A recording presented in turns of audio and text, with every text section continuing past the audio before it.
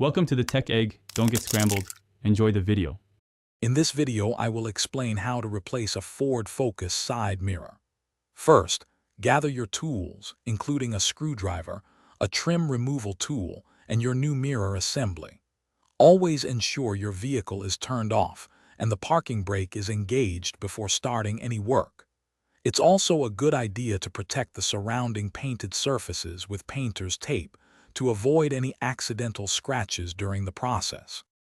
Next, we'll focus on removing the damaged mirror. Begin by gently prying off the interior trim panel that covers the mirror's mounting bolts.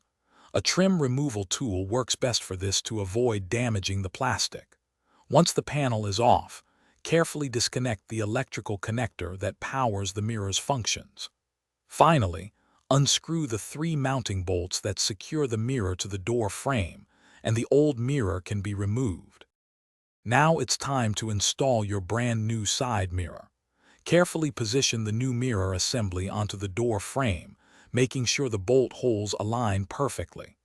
Once aligned, insert and firmly tighten the 3 mounting bolts to secure the mirror in place. Don't forget to reconnect the electrical connector. This will restore power to your mirror's adjustments and heating functions, if applicable.